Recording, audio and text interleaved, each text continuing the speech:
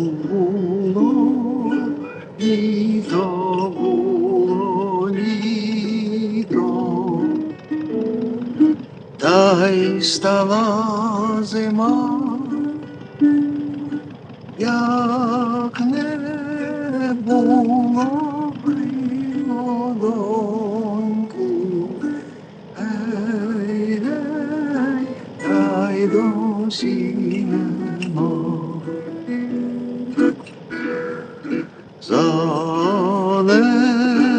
Занедужав чумаченько, заслаб та й лежить, ніхто ж його не спитає, ей, ей, що його болить.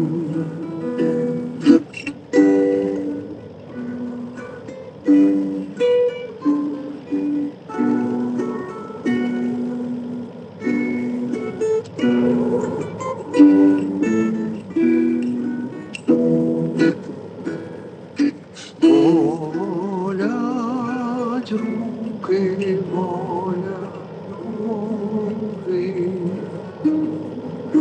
болить голова, зостаються діти, ей, жінка молода. Зостаються.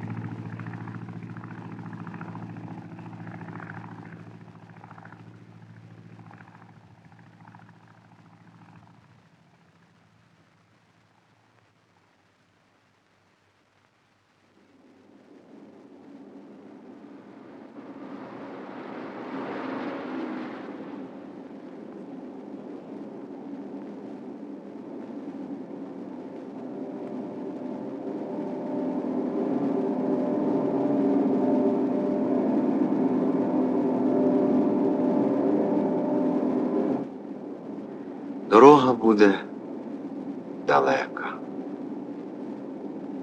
через всю Україну і сумна в батькову смерть. Рано чи пізно вона випадає кожному. Це одна з тих наших доріг, які не вибирають. Вона буває коротка, кілька кроків, і довга, тисячі кілометрів, але важка вона однаково. Телеграма була, як вирок. Батько при смерті. Приїздіть негайно.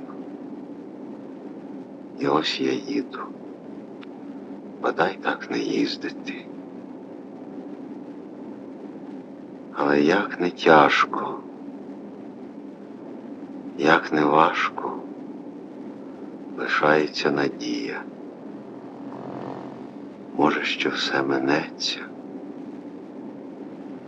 Може. Мабуть, ви, батьку, за ці дні й ночі самотності і хвороби передумали все своє життя. І я теж все згадаю на цій дорозі. Все згадаю. Все. І за гори кам'яної голуби літають, не зазнала розкошоньки, вже літа минають. Запрягайте коні в шори, коні вороні, та й поїдем доганяти літа молоді.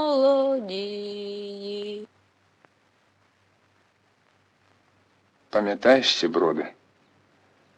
Мені здається, нічого того й не було, що ми це все вигадали самі. І дороги ті, і чумакування, і молодість нашу. Хіба ми були колись молодими, га? Були? А то ж як? Люди старими не народжуються. Ти, синку, збігай но краще. Поклич старого Луценка. Нащо ми багачам? Та й вони нам ні до чого. Вип'ємо, Сашо. Діло повертається так, що не сидіти з ними за одним столом.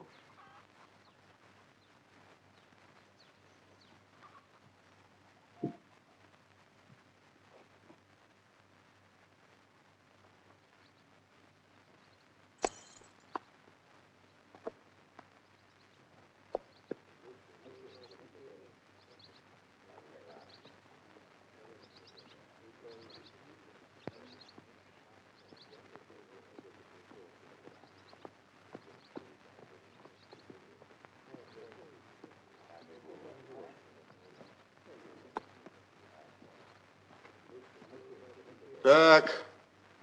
Треба, значить, конюхів і скотарів. Мене призначай. І мене. І мене теж. Так діло не піде. Не можуть же всі конюхувати. Ану розкажи, як будемо дощами керувати. Хлопці тут тої. Чули дзвін та не знають, де він. Це я ще як на флоті служив. То чув, що нібито кнопку таку пристроїть. Натиснуть, і дощ як з відра. А правда це чи неправда, не знаю. Це не так просто.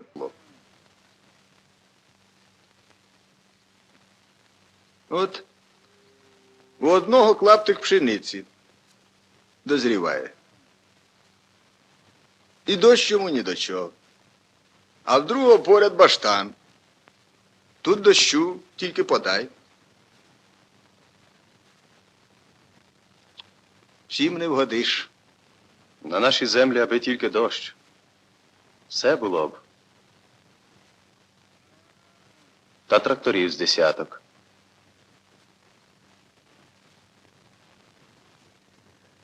Що й казати, уявлення про колективне господарювання було наївне, майже ідеалістичне, але сповнене великої віри в щасливе майбутнє.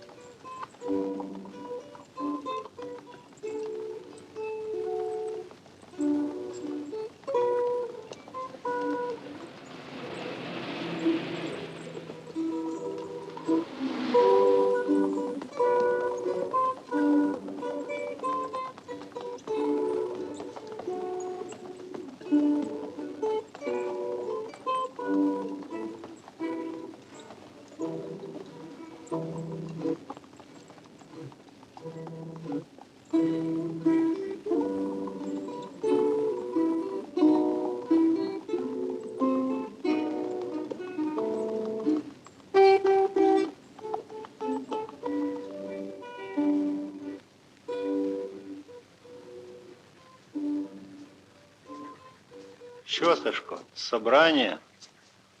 Добрий вечір. Прислали такий план, що не виконать мені його. Розкуркулювати вирішили. Мабуть, будемо, Борису Івановичу. Сашко. Який же я куркуль? Сашко, ти ж знаєш. Що ви тільки робите? Повикидали ікони? Думаєте, Бога за бороду взяли?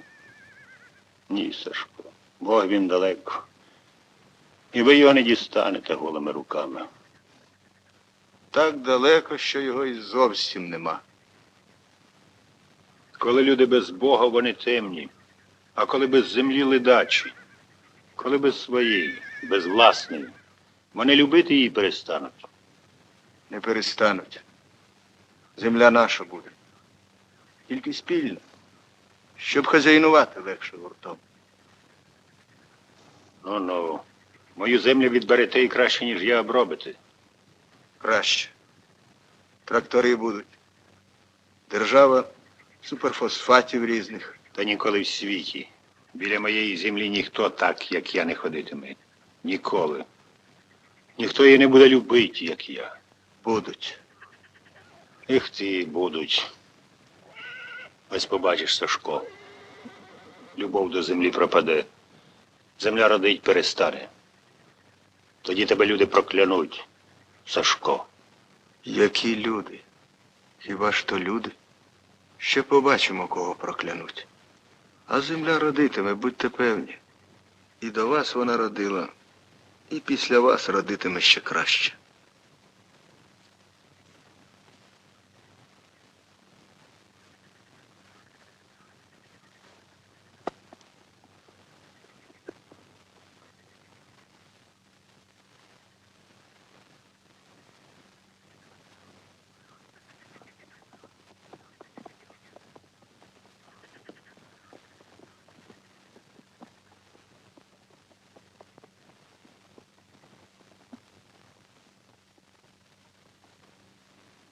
І земля родить із року в рік, як може ніколи ще й не родила. Земля наших батьків і дідів, найбільша радість і гордість, рідна земля. І думається, що вона чує все, знає все і все вміщає. Про твоє горе вона знає теж. По чому була вона отакою урочисто тихою, задуманою і печальною, твоя земля.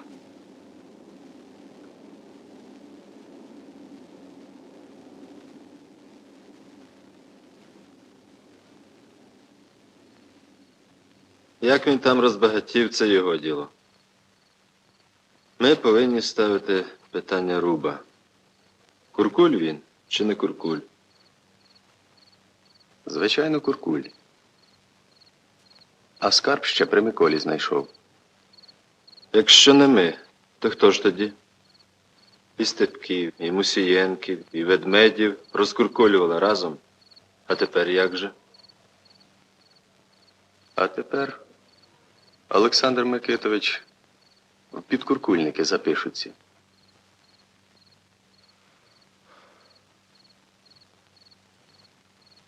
Який я підкуркульник, ви знаєте. І Степків, і Мусієнків, і Ведмедів розкуркулював.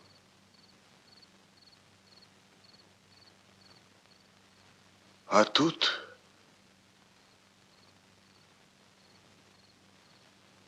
все життя по-сусідськи жили.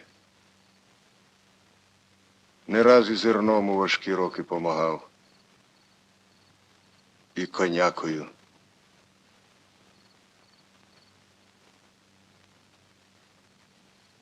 І жінку мою врятував такий час. Треба, Сашо.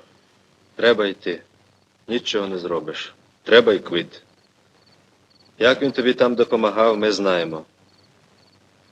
Мало ти на нього хребтами роїда гнув.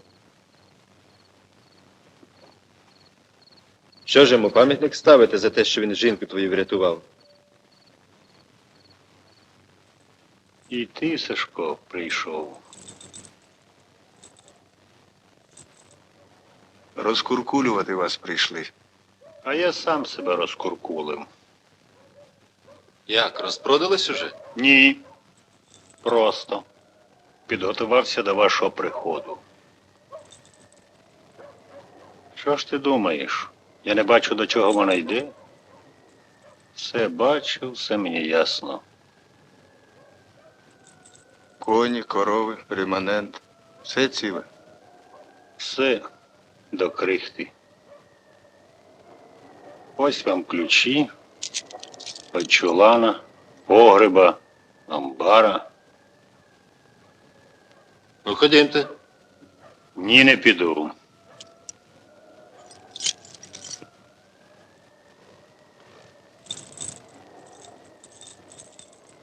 Твій батько Сашко, Микита Іванович, царство йому небесне, утікав з двору, коли я кабана колов. А тут, брат, не кабаном пахне. Тут всю твою жизнью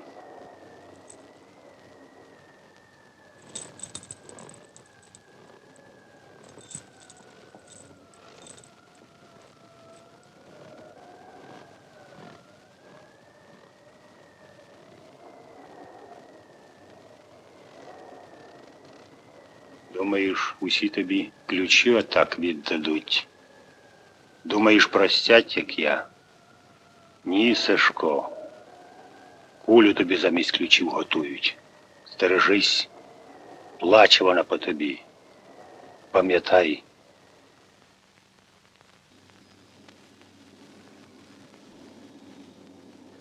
Нове в житті завжди дається нелегко. І вас тоді, батьку, багато людей не розуміло. Про Луценка ж і говорити нічого. Важко вам було розкуркулювати Бориса.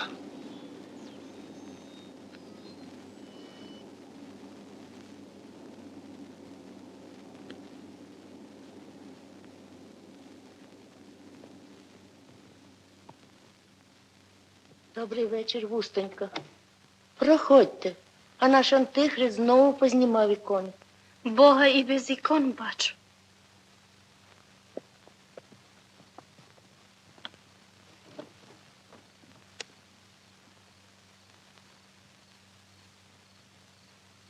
Откуда у вас вражды и роспари? Не засловьте друг друга, братья. Кто засловит брата или осудит брата своего, то засловит закон и осудит закон. А если ты осудишь закон, то ты не исполнишь закона. Вместо того, чтобы вам говорить, если угодно будет Господу, и живы будем, то сделаем что или другое. Вы по своей надобности тщеславитесь. Всякое тщеславие есть зло.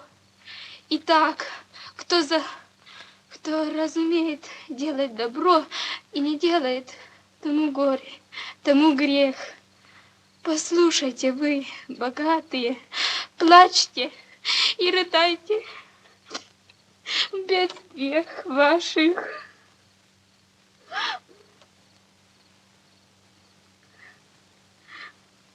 Находящих вам богатство ваше его.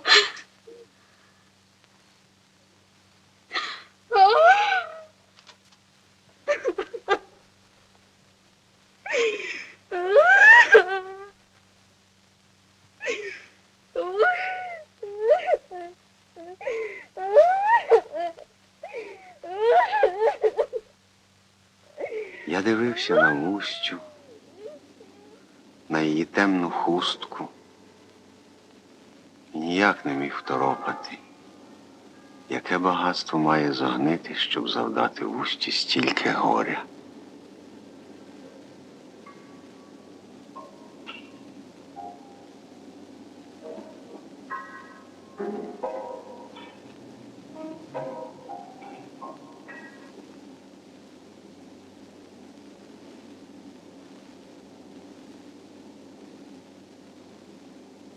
Андрієв.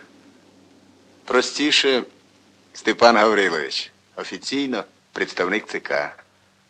Приймай гостя, мати. Ну, не так урочисто. Мені що треба? Шматок хліба та миску борщу на обід. А ранком води, щоб умитися, і все. Спати можна і на соломі, під піччю.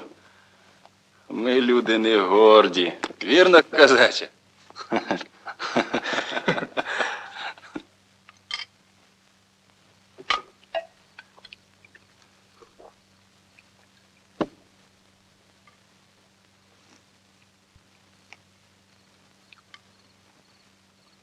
Треба скликати правління колгоспу і прикинути, скільки і кого з колгоспників можна взяти хліба.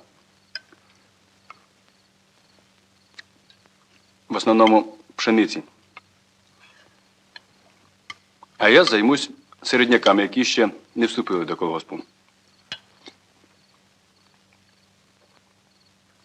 Нам би середняків уламати, Олександре Микитовичу.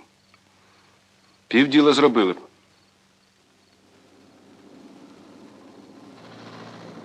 А дітей чим годувати?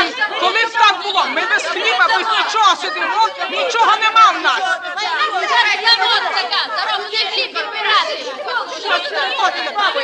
Їм хліба дай, їм все дай. Діти зголодають.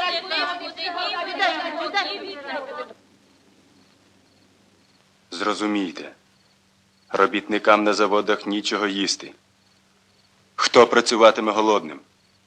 Хто будуватиме? Як жити нашій державі без хліба?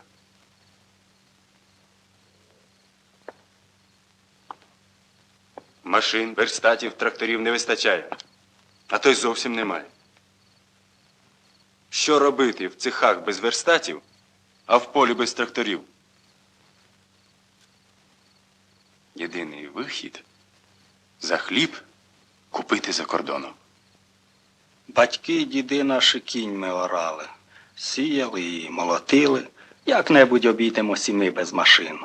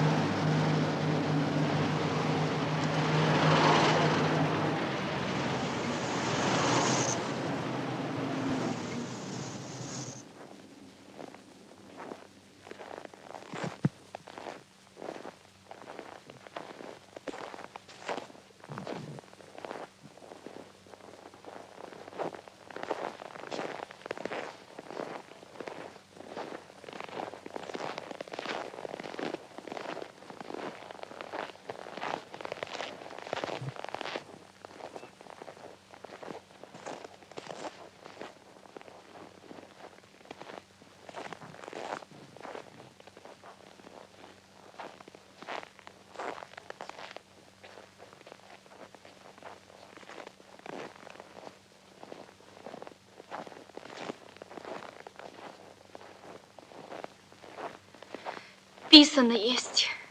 Храм мой, храм молитвы наречется. Вы же... Не ходити в усти до нас зі своєю Біблією. Не мороч мені сім'ю.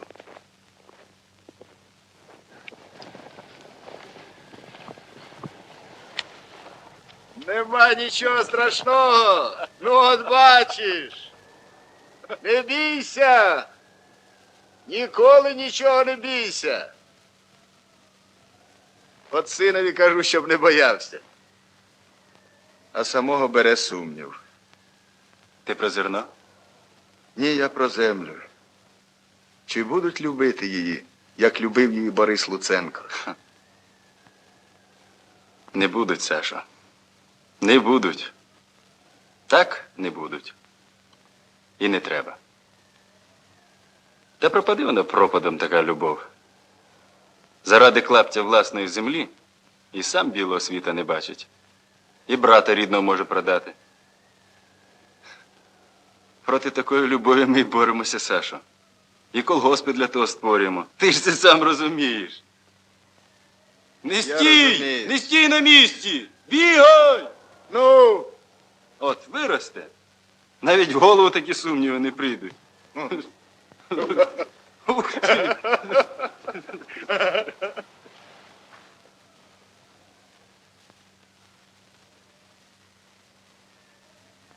Доки батьки живі, вони стоять на всіх твоїх шляхах, ждуть тебе і виглядають.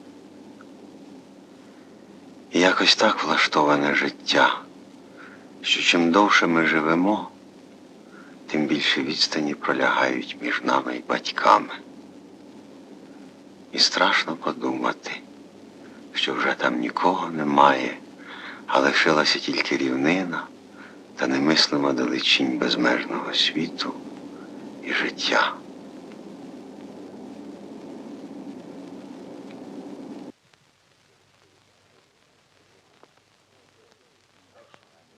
Товариші,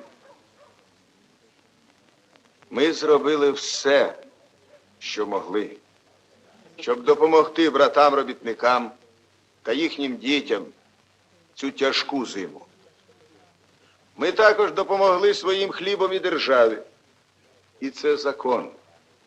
Тому що жити зараз, замкнувшись у своїй хаті, на своєму дворі не можна. Зараз кожен у нас відповідає за всю країну. Ну, а кому буде сутужно, ми його в біді не залишимо. Всім колгоспам допоможемо.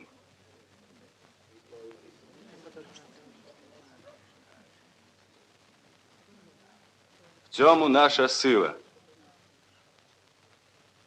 Якщо потрібно державі, якщо вимагає цього політичний та економічний момент, ми нічого не пошкодуємо своїй вітчизні. Все віддамо, так як ви, баштанці, віддали свій хліб. Везіть свій хліб, дарунок вітчизні, і хай щастить вам у житті. І ще раз спасибі вам, товариші.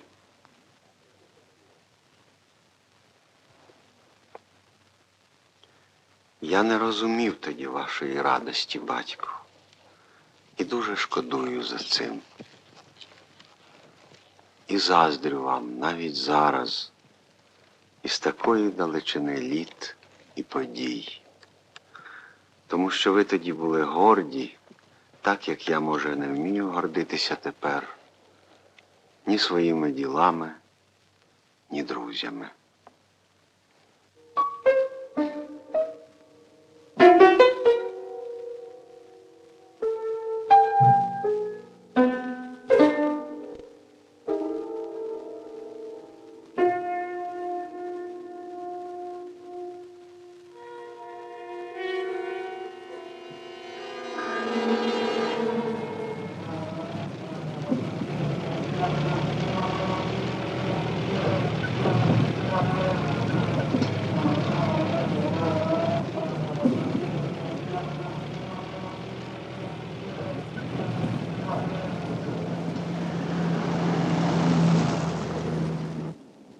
А ми вас ждемо. Бачу. Чого хмуритесь в такий сонячний день? Щось трапилось? Тут з району приїхали. Новий план привезли. Зустрічний. Такий, що не возрадуємось. Показуй, Петре.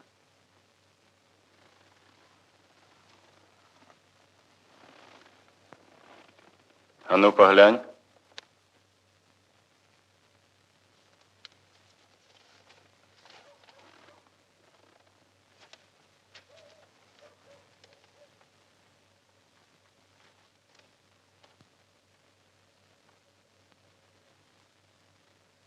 Хто привіз?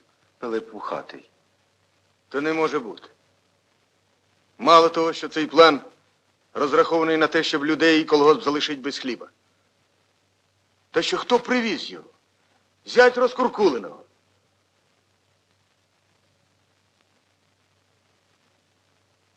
А ну, ходімте.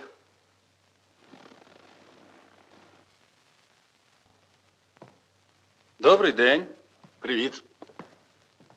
Чув, що хлібозаготівлю виконувати приїхали. Чого ж так пізно? Нам тут довелось нелегко, підсобили б, аби вчасно приїхали. А зараз вам тут робити нічого. План ми вже виконали. Вирядили оце зараз червону валку на станцію. Так що їдьте в інші села. Тут вам робити нічого. Як це так? А от так. Заберіть свій план. І щоб духу вашого тут не було. Ясно? У нього уповноваження обкому. А у мене від ЦК. Все. Ні, не все. Я теж уповноважений. І я буду добиватися. Хто ви такий? Може, який вухатий? З куркулів? Я представник райкому. Я на фронтах громадянської війни. Тоді ви зараз же заберетесь звідси. Я тут виконую директиви. І на мене нічого кулачками постукувати. Ясно? Я тут за все відповідаю перед партією і перед людьми. І вашого втручання не потерплю. Ну, а тепер все. До побачення.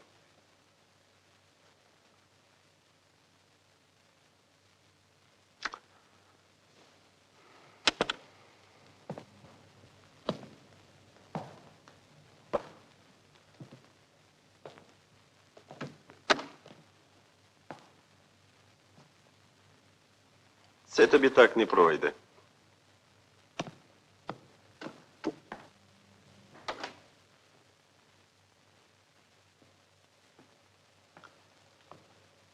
Що ж нам робити? Хазяйнувати? Скільки б не кричали на нас, і не стукали кулаками, нам треба працювати, робити своє діло. І хоч правда була на боці Андреєва, вони домоглися свого. Бо не складність і важливість справи було для них головне, а ображена гідність.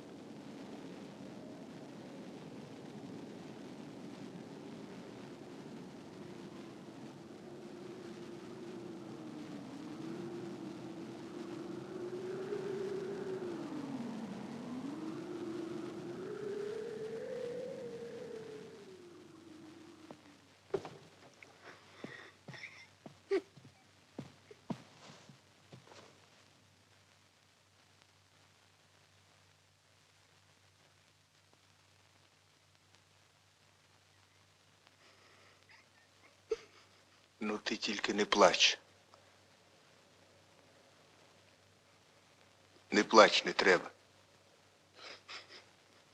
Чуєш?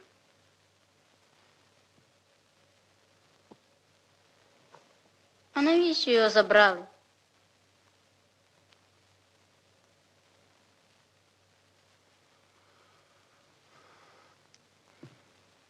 Поїду його виручати.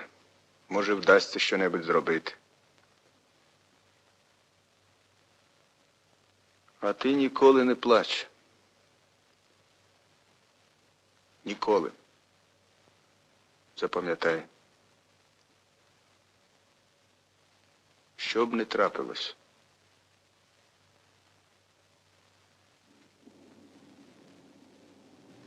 На все життя запам'ятав я ту нашу розмову.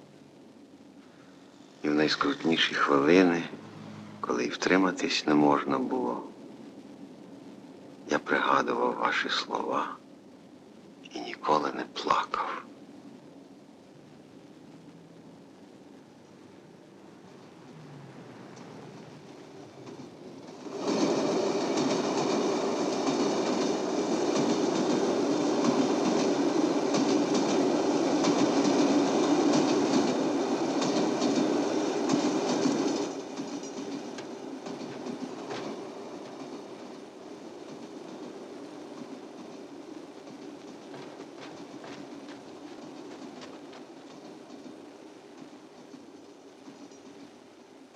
То, брате, і вирядився ти.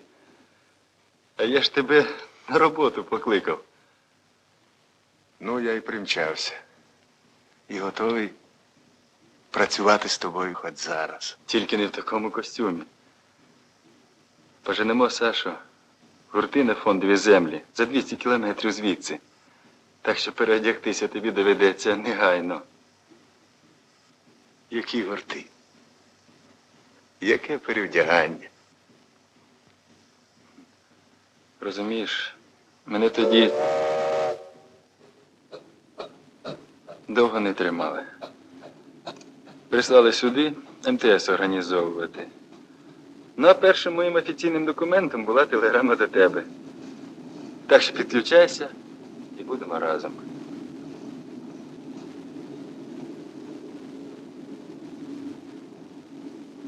Спасибі. Розпоряджайся мною, як хочеш.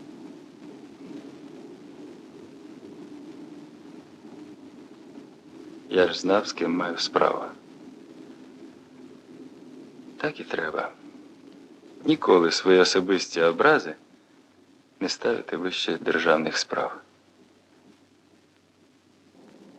Андреєв прийшов у село, мов би з іншого світу, про який ви мріяли, батьку, і який чувся вам з найбільшого тодішнього чуда детекторного приймача. Ви любили Андреєва як брата, любите й досі. Шкода тільки, що через природну цнотливість і стриманість ви не сказали йому про це.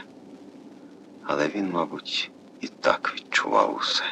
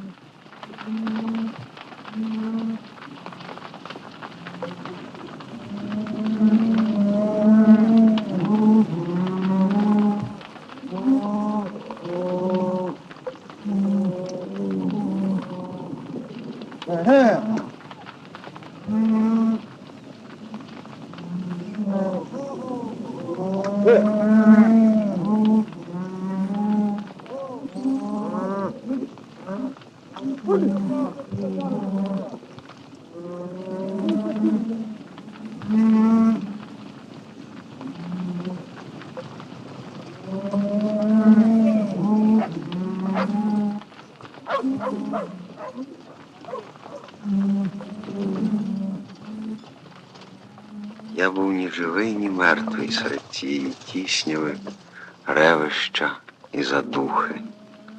А ви всміхалися. Ти бачиш, яке красиве місто? Тррр.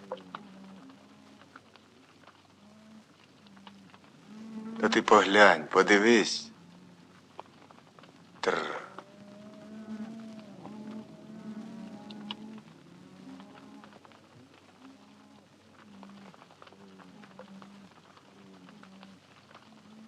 Добре жити в місті.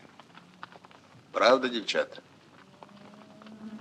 Може, й добре. Та, мабуть, Там нема корів і робити там нам нічого.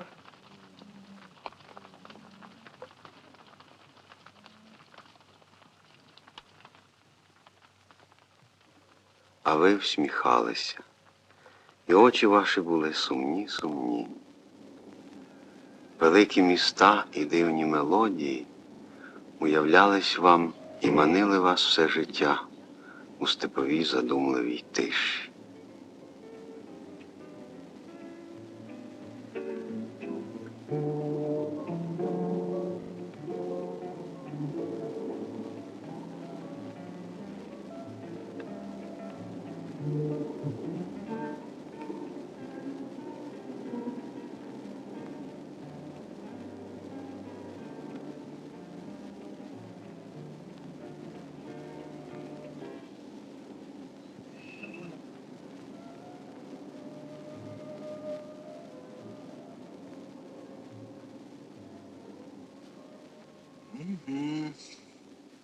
Добре.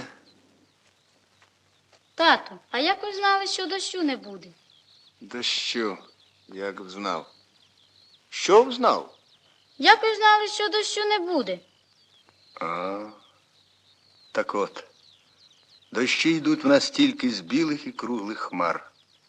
Запам'ятав? Тільки з білих і круглих.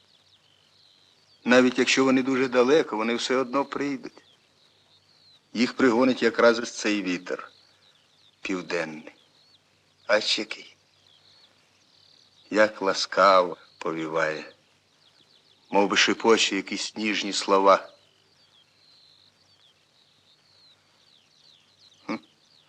От вітер, так вітер.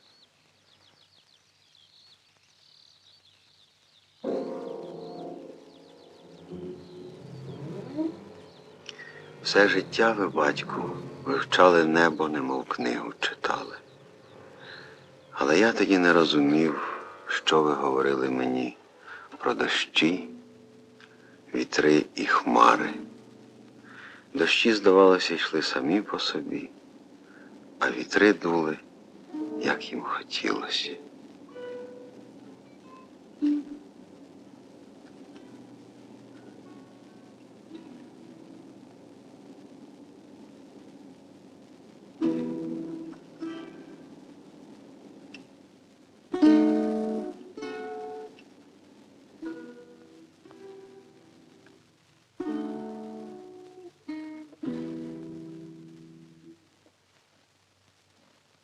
Та невже і справді не бачив досі трактора? Та я тоді в школі був. Ну що ти, зараз подивимось. Давай, залазь.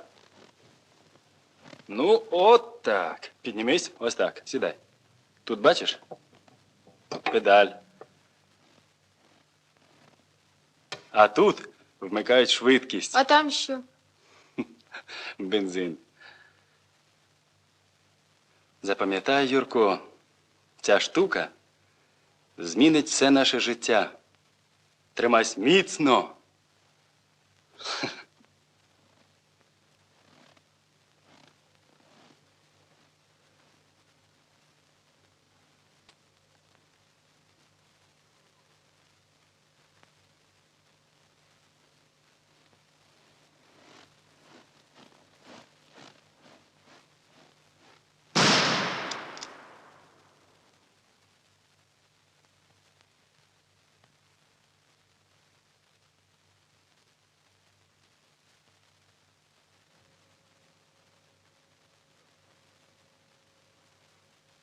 Так кого ж тепер люди проклянуть?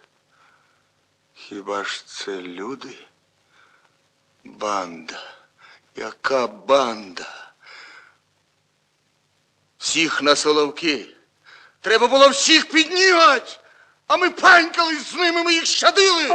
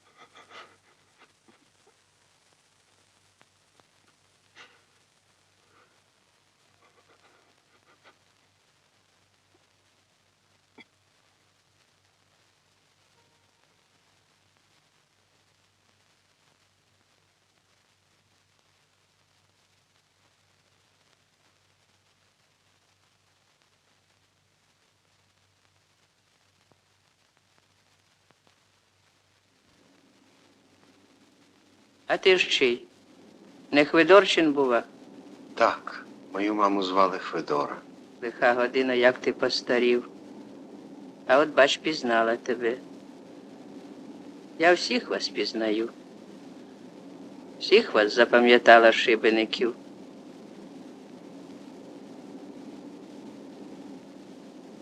Все було крутитись на току, все крутитись. Голодні, сині, худі. А я на вас все гримаю, все кричу. Доки начальство одвернеться. А тоді зерна вам в кишені понасипаю. Що ви вже з ним там робили, не знаю. Смажили, І ти ж мені підставляв кишень. підставляв. Сипала, насипала вам у кишені пшеничку і все придивлялась до вас. І всіх запам'ятала. Тільки короля пам'ятаю, у нього були дуже мілкі кишені. Де він тепер? Убитий на війні. І Васі Юдіну насипала. Цей був чорний, як жук, і худий. Давно його не бачу. Вася застрелився в окупації в 43-му. Он як. Позабувала вже всіх. Та й нас усі забувають, навіть рідні діти. Все життя одна. Ага, одинока. Оце сторожую та пригадую. Все, як заміж ішла, і яких пісень співали тоді, і які дерева, які баштани були, були ж, ой, які добрі були баштани. І дерева високі, і люди гарні.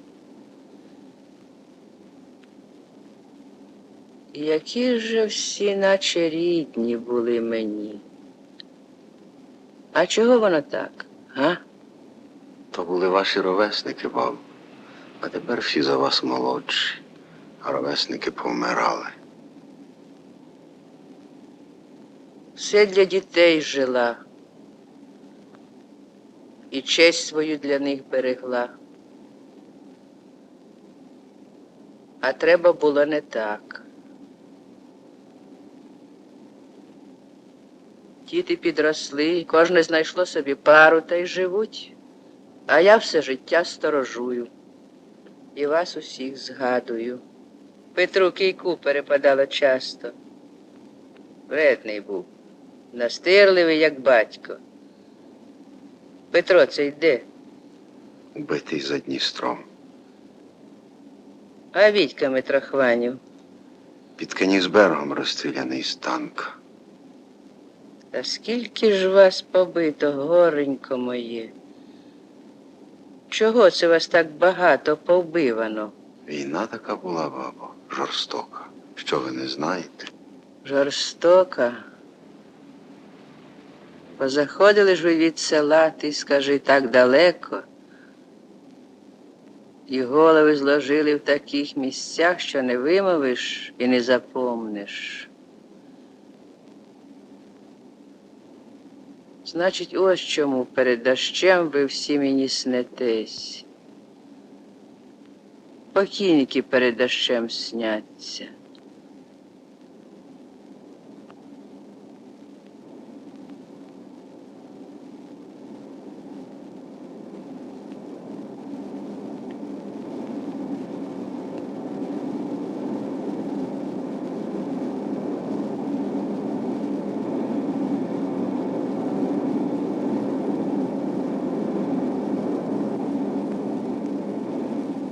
Рід приходить, і рід відходить, а земля перебуває вовіки. Це відчуваєш найліпше, потрапляючи в степові простори. І про батькову смерть думається тут нелячно, без метушні й тривоги. Тут розумієш, що смерть неодмінно приходить до кожного в свій час. Тільки б не зараз, не Не тепер, не тепер. Бо ще ж мій батько не досадив свій сад, і я йому не встиг сказати чогось найголовнішого.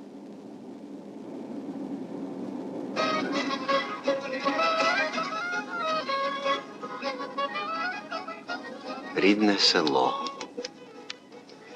Тут починався твій рід, тут пройшла батькова молодість.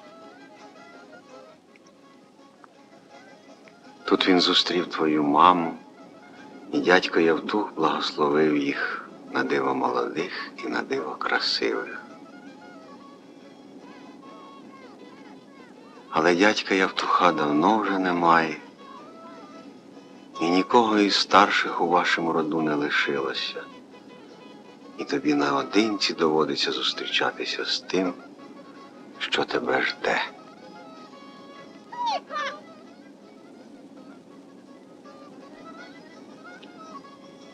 І може саме тому батько виявляється страшенно самотнім, бо немає ні матері його, ні дружини, ні Андреєва.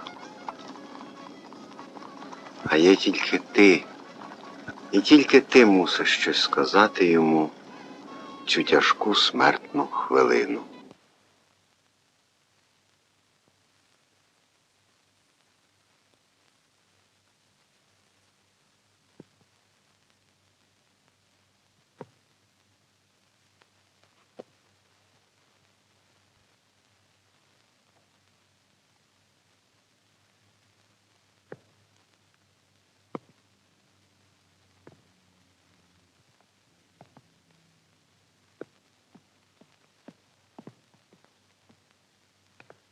Прокиньтесь, погляньте, хто до вас приїхав. Ну, ви бачите, хто приїхав? Ні, не бачу. А по голосу? По голосу не впізнаєте? Що ж голос? Знайомий голос. Ай-яй-я, яке знайоме обличчя. Когось воно мені нагадує. Боюсь і сказати, кого.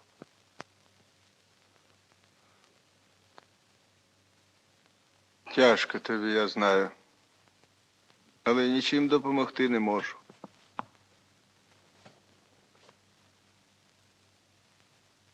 Така гидота. Стережись. Ні до чого тут не торкайся. А то й на тебе перейде.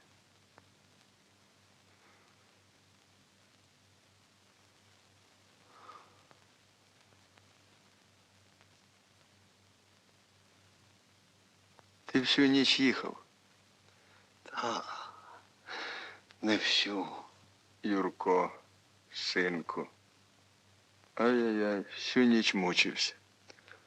Та яка там мука? Тільки б з вами все гаразд було. Любов Микитівна не може прийти, вона на операції. Нічого. До мене мій самий головний лікар приїхав. Треба зробити ін'єкцію. Процедура буде тривалою, так що ви можете відпочити. Ага, на сьогодні призначено. Та мені вже краще. Нічого б я зараз не хотів, щоб ти тільки поїхав додому та поспав. Поїдь, синочку. Відпочинь. А на вечір приїдеш. Подивись, що воно там, як воно там. В хаті і в дворі, де наша мати ходила. Бо я вже 2 місяці як звідти.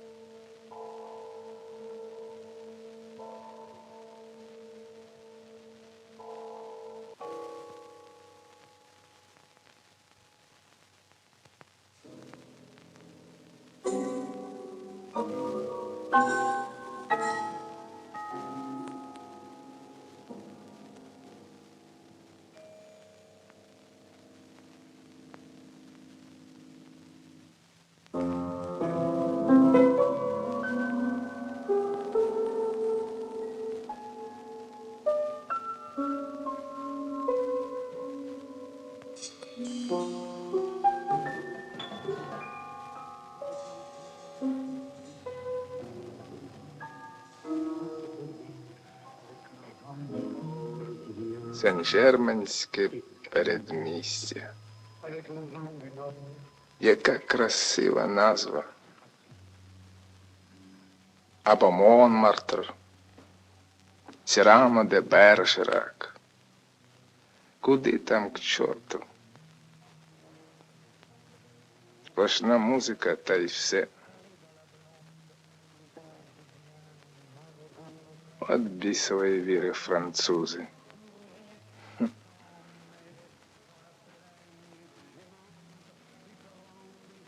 Цікава нація.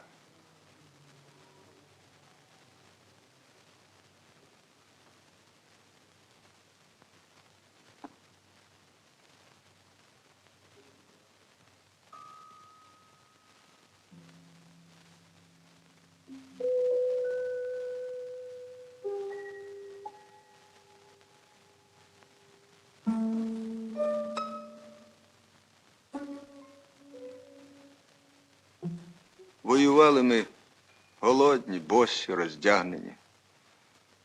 Страждали і потім відбудовуючи, порушені війною і революцією. Ніколи ні в чому ні себе, ні інших не жаліли.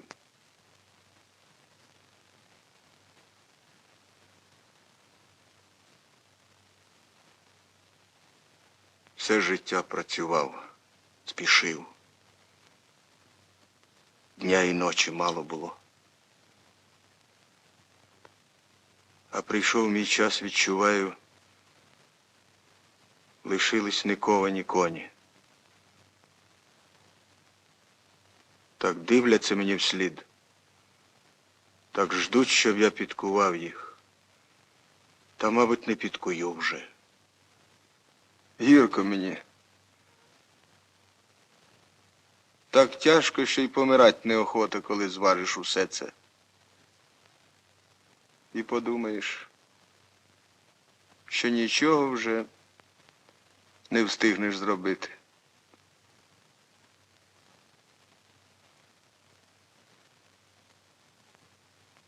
Одна надія — ти лишаєшся серед людей. І зробиш все, чого я не встиг зробити. Кожен з нас так думає про своїх синів.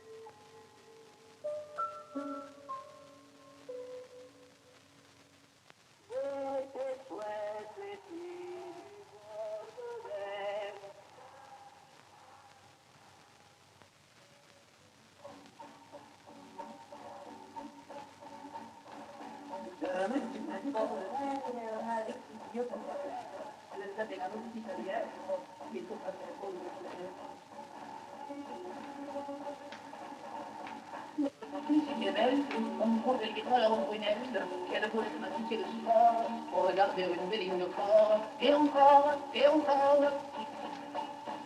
J'aurais pu danser la java. C'était chouette, les filles du port de la mer. Vous étiez faites pour un qui savait y faire. Et on avait vu qui savait rêve, c'était vraiment l'itinéraire.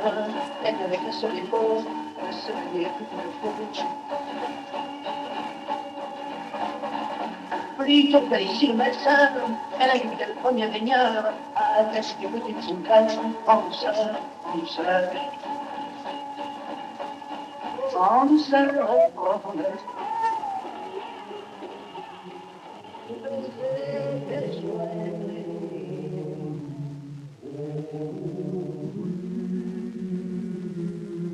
Хмари над степом є. Є. Вони білі й круглі, Білі, тато. Білі і круглі. а птахи над лісосмугами літають. Так, літають. Тато.